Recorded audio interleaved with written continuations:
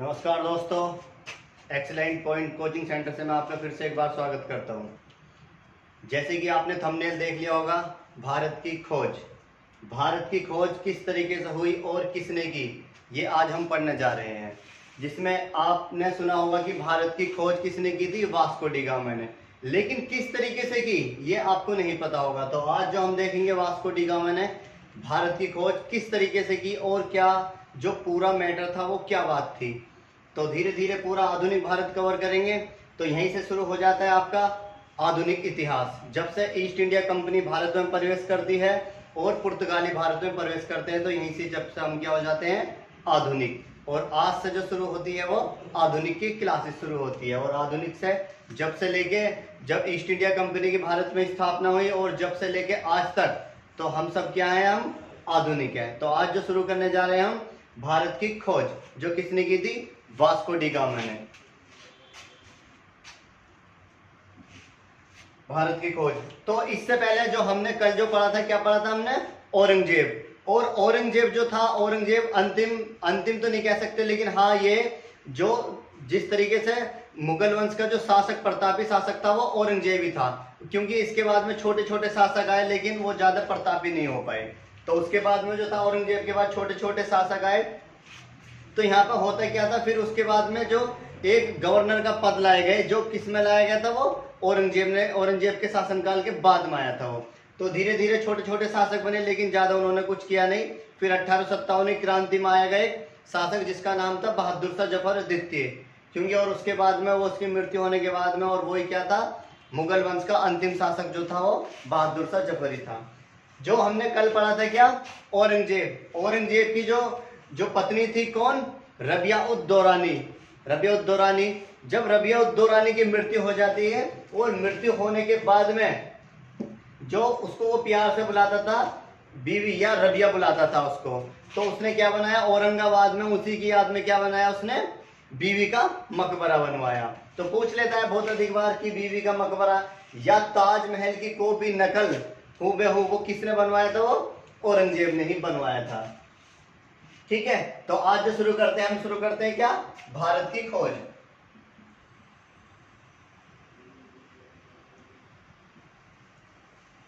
भारत की खोज। मैं आपको बता दूं कि दुनिया में दो ही धर्म ऐसे हैं जो व्यापकता रखते हैं। व्यापकता मतलब कि दो धर्म ऐसे हैं, एक तो ईसाई धर्म और दूसरा इस्लाम धर्म। और ये हमेशा यही मानते हैं कि हम हैं और दुनिया में कोई धर्म है ही नहीं। ये बात कब की है, लगभग 1498 से पहले की बात है ये। क्योंकि जो भारत है हमारा, इस तरीके से पूरा क्या था, ये पहले एशिया महाद्वीप था। और एशिया महाद्वीप से इधर ही एक यूरोप महाद्वीप, और यूरोप के पास में ही नीचे जो दूसरा सबसे बड़ा महाद्वीप पड़ता है, जिसको हम अफ्रीका बोलते हैं, अफ्रीका। और ये क्या है, पूरा एशिया, यूरोप। तो होता क्या था, 1498 ईस्वी से पहले भारत देश तो पहले भी था, लेकिन भारत की खोज किस तरीके से हुई। तो जब ये जो पूरा क्षेत्र है, यहां पर ये अरब देश पड़ते हैं, यहां पर अरब कंट्रीज पड़ते हैं। जितने भी आपके सऊदी अरब हो जाता है, उज्बेकिस्तान हो जाता है, तुर्की वगैरह, जितने भी सब हो जाते हैं यहाँ पर, ये उज्बेकिस्तान वगैरह सारे ही अरब देश पड़ते हैं यहाँ पर। और ये यहाँ पर नीचे अफ्रीका महाद्वीप, यूरोप महाद्वीप, और ये एशिया महाद्वीप। और एशिया महाद्वीप क्या है, दुनिया का सबसे बड़ा महाद्वीप है। और दूसरा जो सबसे छोटा महाद्वीप है वो कौन सा है, अफ्रीका। अफ्रीका की 3 राजधानी है, केप टाउन, प्रिटोरिया और जोहान्सबर्ग। ये एक ऐसा देश है जिसकी 3 राजधानी है, केप टाउन, प्रिटोरिया और जोहान्सबर्ग। 3 राजधानियां अफ्रीका की।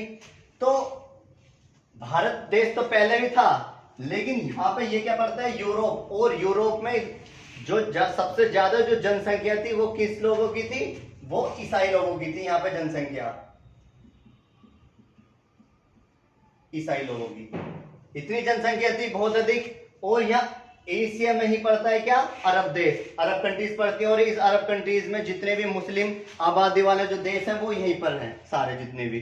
तो हुआ क्या यहाँ पर, जो ये यूरोपवासी थे, यहीं पर आपका पड़ता है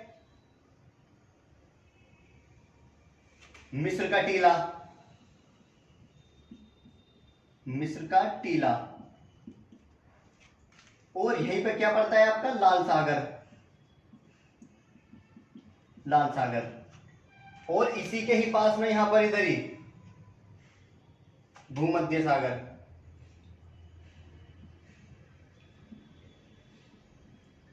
भूमध्य सागर, और ये मिस्र का टीला खत्म कर दिया गया 1863 ईस्वी में, उसे देखेंगे आगे। तो जो ये यूरोप है, और यहीं पे क्या पड़ता है, एक रोम, रोम साम्राज्य पड़ता है। इस रोम की दो राजधानियां थी, एक इधर की जो थी ये कस्तूनिया, जो पूर्वी क्षेत्र की जो राजधानी थी वो कस्तूनिया थी, और जो पश्चिम क्षेत्र की जो राजधानी थी वो इटली।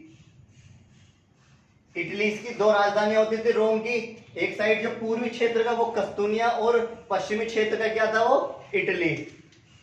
तो क्या था, जो यूरोपवासी थे वो क्या करते थे, यहां से भारत, यहां से केरल से पहले भी क्या करते थे, व्यापार करते थे। इस तरीके से यहां से चले और इस तरीके से अरब में से निकल के और सीधे कहां पर, यूरोप में पहुंचते थे। और यूरोप में क्या करते थे, यहाँ से ये अपने पूरे यूरोप में मसाले, मिर्च मसाले वगैरह वो खरीदते थे यहाँ से, भारत से, और फिर वो कहां पर, यूरोप में वो मसाले बेचा करते थे। तो क्या हुआ, जब ये यहां से डेली इनका आयात और निर्यात होता था, तो जब ये यहां से जा रहे थे अरब देश में से निकल के, जो अरब देश वाले थे इन्होंने इनसे पूछा कि कहां से हो, क्या हो, कहां रहते हो, तो उन लोगों ने कहा कि हम यूरोप से हैं और हम क्या हैं, ईसाई हैं। तो ये जो ईसाई लोग थे ये बिल्कुल भी नहीं डरते थे किसी से भी, तो इन्होंने कहा कि हम हैं दुनिया में और कोई धर्म दूसरा है ही नहीं। तो ये बात सुन के जो अरब देश के मुस्लिम लोग थे उनको बहुत ज्यादा गुस्सा आया कि तुम नहीं, दुनिया में तो सिर्फ कौन है, हम ही हैं। तो इसको देखते हुए इन अरब वासियों ने क्या करा, जब ये यहाँ से व्यापार करते थे, कौन, जो ये ईसाई लोग व्यापार करते थे पुर्तगाली, तो यहां से जब ये जाते थे व्यापार करके, इनका रास्ता कर दिया यहां से बंद कर दिया। अब रास्ता बंद करने के बाद में अब ये जो लोग यहाँ से गए, इनकी मारे पिटाई भी की इन्होंने। पिटाई करने के बाद में जैसे अब यहाँ पहुंचे यूरोप में पहुंचने के बाद में अब ये बात वहां पे जो इटली का जो शासक था उस समय पोप को ये बात पता चली,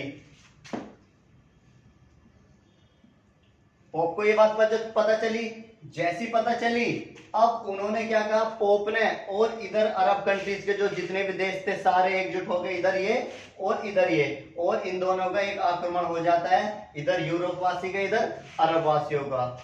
ये युद्ध होता है और इसी को कहते हैं, ये युद्ध हुआ था आपका 1453 ईस्वी में, कस्तूनिया का युद्ध।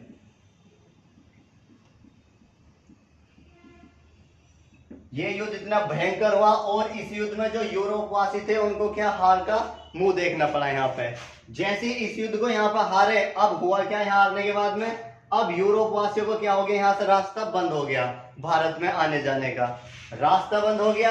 और इनका जो इतना जो क्षेत्र था ये वाला, इनका जो इतना क्षेत्र था ये वाला कस्तूनिया का जो क्षेत्र था, जब अरब वासियों का इनसे आक्रमण हुआ तो इन अरब वासियों ने क्या किया, इनका जो इतना क्षेत्र था कस्तूनिया का उसको छीन लिया और यहाँ पर अपना कब्जा कर लिया। एक तो ये कर लिया, एक तो हार गए, और दूसरा क्या, इनका कस्तूनिया जो चुप कुछ क्षेत्र था वो किसके अंदर चला गया, वो अरब वासियों के अंदर में आ गया। तो यहाँ पर बहुत बड़ा यूरोप को झटका लगा, एक तो व्यापार भी बंद हो गया। अब यहाँ पर हुआ क्या, जो यहाँ पर आपका ये मिस्र का टीला मैंने बताया अभी आपको, इसको खत्म कर दिया गया, और 1863 इसको खत्म करके यहाँ पर क्या बना दी, स्वेज नहर।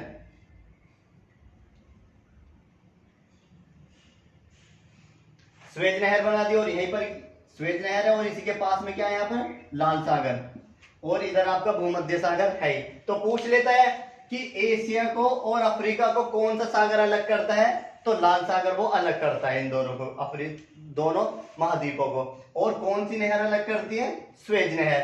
दूसरा ये पूछ लेता है कि यूरोप को और अफ्रीका को कौन सा सागर अलग करता है, तो भूमध्य सागर। तो पूछ लेते हैं क्वेश्चन अधिक बार। जब इनका रास्ता हो गया बंद यहां से, अब जो ये था यूरोप में तहलका मच गया कि अब क्या करना है हमें, जो भारत देश है भारत देश की खोज करनी है। कि क्योंकि भारत में क्या होते थे उस समय के सबसे अधिक मिर्च मसाले जो होते थे वो भारत में ही होते थे।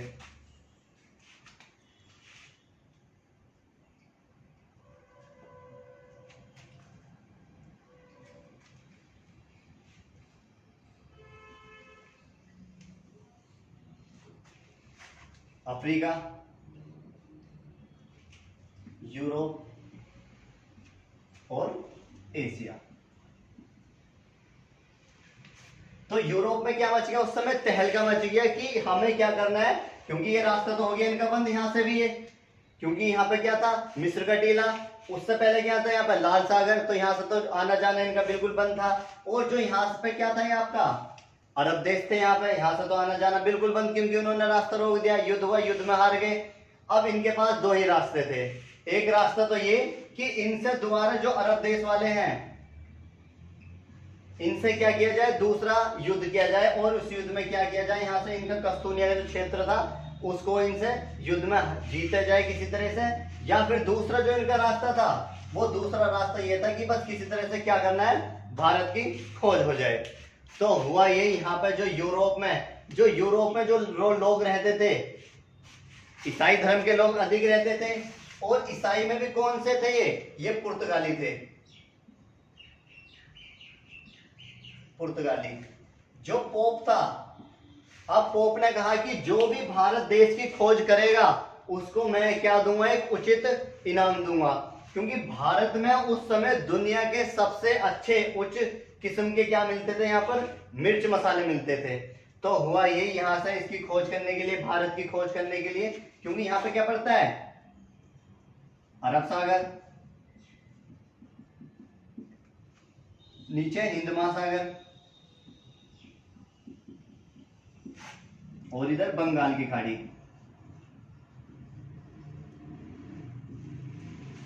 तो यहाँ पे जब ये बात चली कि भारत की खोज करनी है किसी भी तरह से, तो हुआ ये, यहाँ से कुछ लोग निकले और निकलने के बाद में यहाँ से, अच्छा एक चीज और बता दूं मैं, जो ये पुर्तगाली थे इनको दिन रात सिर्फ नाव चलाने का बहुत शौक था। इन्हें कुछ मत दो, बस इन्हें नाव चलाने की बहुत इन्हें हिड़स लगती थी, बस नाव चलाना बहुत अच्छा लगता था। तो हुआ ये, यहाँ से ये कुछ लोग निकले, और निकलने घूम फिरने के बाद कहां पर, ये यूरोप में ही घुस गए। यहाँ पर ही जब ये यूरोप में घुसे, कुछ लोग और गए और घूम फिर के कहां पर, इसी यूरोप में चले गए, रास्ता किसी को नहीं पता चला। तो हुआ ये, यहीं से ही दो व्यक्ति निकलते हैं, यहीं से ही दो व्यक्ति निकलते हैं, एक का नाम था कोलंबस और दूसरा वास्को डी गामा।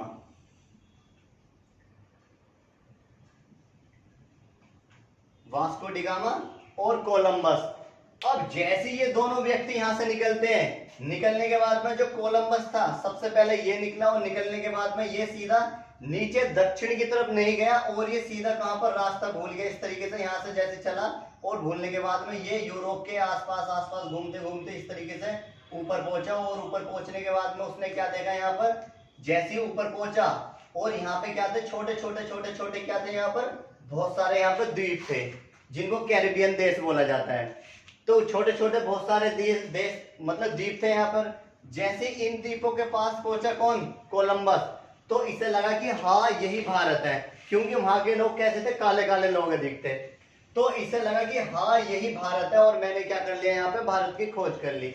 जैसे ही यहाँ पहुंचा तो यहाँ पर कुछ लोगों से पूछा इसने कि क्या ये भारत है, तो उन लोगों ने क्या कहा कि नहीं ये भारत नहीं है, कैरिबियन देश है यहाँ पे जो छोटे छोटे द्वीप हैं। तो इसने क्या कहा, कोलंबस ने इन कैरिबियन द्वीपों को ही मिला के एक देश बना दिया, वेस्ट इंडीज। वेस्ट इंडीज इसलिए कि इसने सोचा कि मैं वेस्ट की साइड आया हूं, वेस्ट और इंडीज मतलब क्या, इंडिया, ठीक है। तो इसने सबसे पहले क्या, वेस्ट इंडीज की खोज की। और वेस्ट इंडीज आप देखोगे किसी भी मैप में नहीं है, और आज भी यहाँ पे क्या आता है, यहाँ पे कैरिबियन के छोटे छोटे द्वीप आते हैं।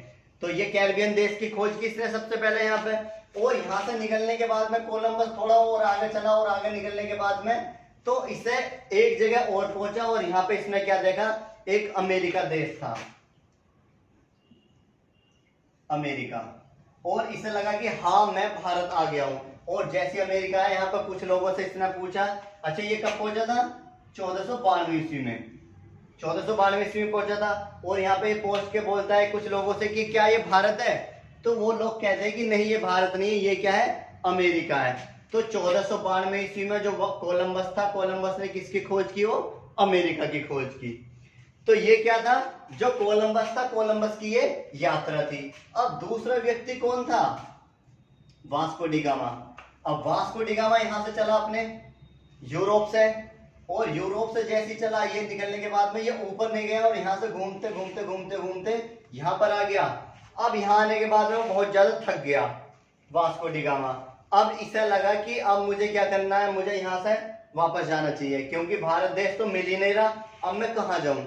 तो हुआ ये, यहाँ से वास्को डी गामा ने सोचा कि अगर मैं वापस जाऊंगा तो कुछ तो तब भी नहीं मिलेगा। तो सोचा इसने कि क्यों ना थोड़ा और आगे बढ़ा जाए। तो ये जैसे आगे जाता है और सीधा कहां पर आ जाता है, अफ्रीका महाद्वीप में। और अफ्रीका महाद्वीप में क्या होता था, उस समय अफ्रीका का और भारत का व्यापार चलता था, यहाँ से व्यापार चलता था। तो इसने वास्को डी गामा ने पूछा कि क्या मैं भारत में आ गया हूँ, मैं इंडिया में आ गया हूँ। तो उन लोगों ने कहा कि नहीं, आप इंडिया में नहीं, आप अफ्रीका में आ गए हो। तो उन लोगों से इसने पूछा कि मुझे कहाँ जाना है, मुझे इंडिया जाना है। तो उन लोगों ने कहा कि आप यहाँ से सीधे निकलो, और निकलने के बाद में सबसे पहले आपको क्या मिलेगा, सबसे पहले आपको मिलेगा अरब सागर, और अरब सागर को आप पार करते ही सीधे आपको क्या मिलेगा, सीधा इंडिया मिलेगा। और आपको वहां पर उच्च किस्म के क्या मिलते हैं, मिर्च मसाले मिलते हैं। तो हुआ ये, यहाँ से जो वास्को डी गामा यहाँ से निकला, और निकलने के बाद में सीधा कहां पर पहुंचा, सबसे पहले वो यहाँ पहुंचा गुजरात। और गुजरात में पहुंचा, गुजरात में अपनी नाव से नहीं उतरा, ये गुजरात में पहुंचा लेकिन नाव में बैठा रहा यहीं पर, जहां पे इसको एक व्यक्ति मिला, मानिक चंद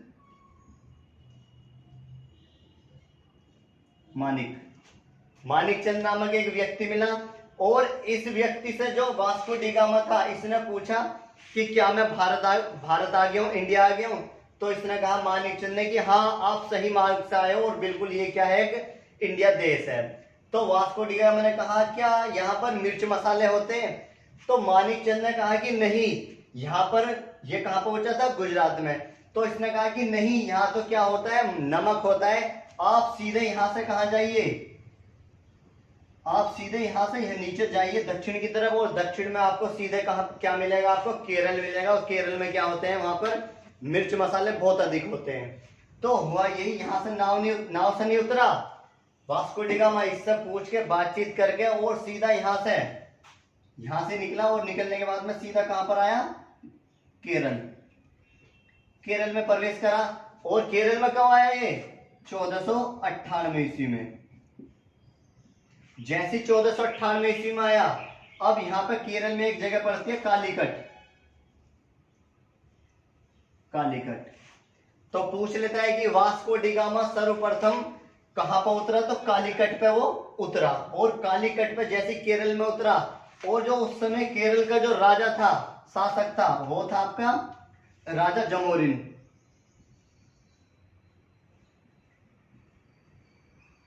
जमोरिन। ये केरल का राजा था उस समय। तो 1498 ईस्वी में वास्को डी गामा ने समुद्री मार्ग से किसकी खोज की, भारत की। ये तो पूछते हैं, ये तो बोलते हैं सब कि भारत की खोज किसने की, वास्को डी गामा ने की, लेकिन किस तरीके से की, वो समुद्री मार्ग से की थी। दोनों क्वेश्चनों में अंतर है कि समुद्र से खोज किसने की, तो वास्को डी गामा ने। भारत की खोज किसने की, ये क्वेश्चन गलत है, क्योंकि इसने खोज के किस मार्ग से की थी, वो समुद्री मार्ग से। क्योंकि भारत में व्यापार तो पहले भी होता था, लेकिन समुद्री मार्ग से भारत का रास्ता किसी को नहीं पता था। तो 1498 ईस्वी में जैसे यहाँ पर आया, और जो राजा जमोरिन था, राजा जमोरिन ने देखा, अरे कोई बाहर का व्यक्ति आया, और कितना एकदम गोरा व्यक्ति। तो इसने देखा इसका स्वागत किया जाए। तो राजा जमोरिन ने क्या करा, इसका वास्को डी गामा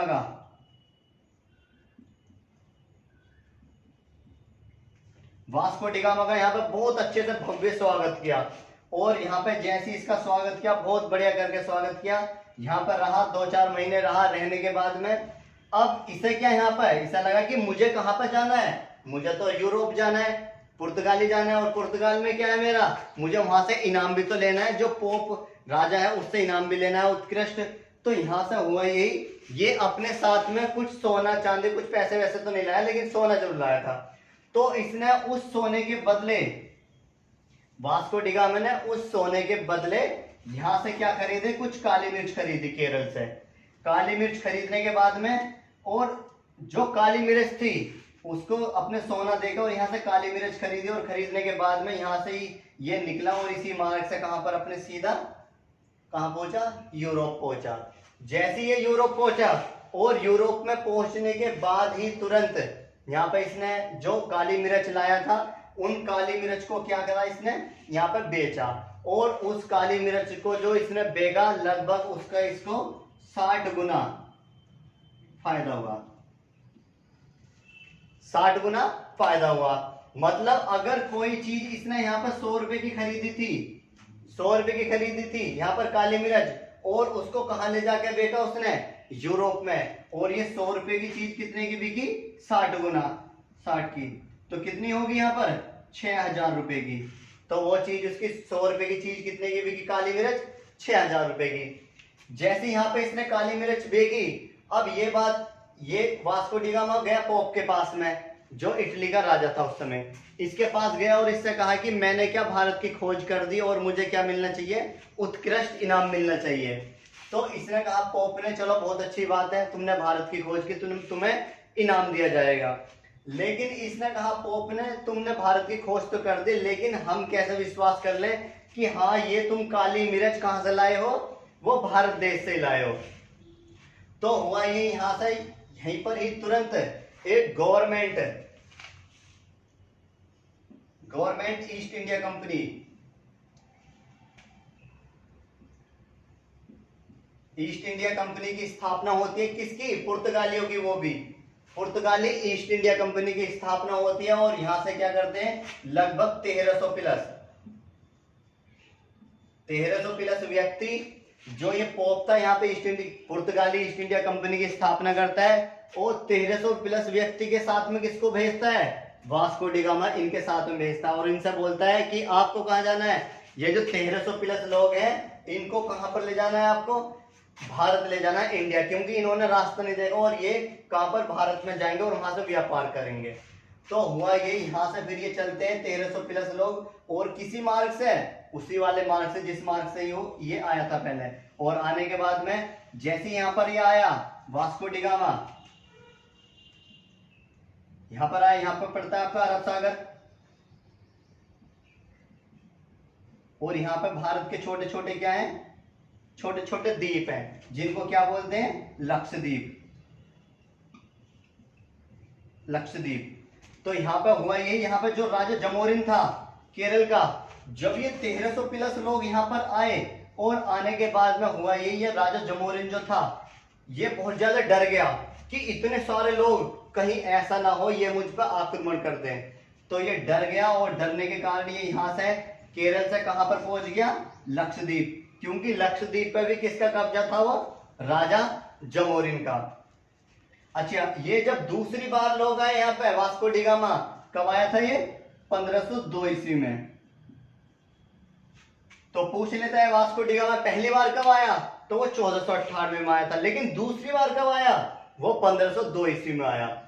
जब यहां से 1502 ईस्वी में आया और राजा जमोरिन यहां से बहुत ज्यादा डर गया, और डरने के कारण इसने क्या किया, यहां से ये स्थान छोड़कर सीधा कहां पर पहुंच गया, लक्षद्वीप। और लक्षद्वीप में किसका शासक था उस समय, राजा जमोरिन का। अब ये 1300 लोग का क्या करने लगे, यहाँ पर व्यापार करने लगे केरल में, क्योंकि उस समय जो थे यहाँ पर,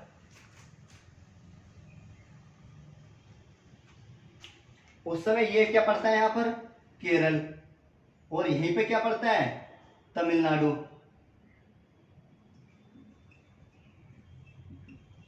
तमिलनाडु, ये केरल। और केरल में ही उस समय जो उच्च किस्म के क्या होते थे, मिर्च मसाले ज्यादा होते हैं, और इसी को स्पाइस सिटी भी कहा जाता है केरल को भी।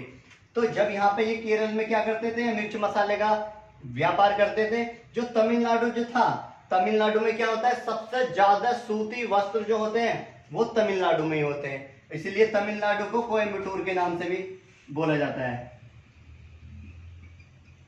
दक्षिण भारत का कोयम्बटूर या दक्षिण भारत का मानचेस्टर जो कहा जाता है वो कोयम्बटूर को ही कहा जाता है। और यहीं पर ही 0 डिग्री पे ही, बिल्कुल 0 डिग्री पे ही यहाँ पे छोटे छोटे क्या है, यहाँ पर छोटे, बहुत छोटे छोटे यहाँ पर द्वीप हैं। इन द्वीपों को मिला के क्या बना, एक बहुत बड़ा वो इंडोनेशिया। इंडोनेशिया क्या बना, एक बहुत बड़ा देश बना इंडोनेशिया। इन छोटे छोटे लगभग 1000 से भी अधिक यहाँ पर द्वीप है और इन द्वीपों से मिला के क्या बना, इंडोनेशिया।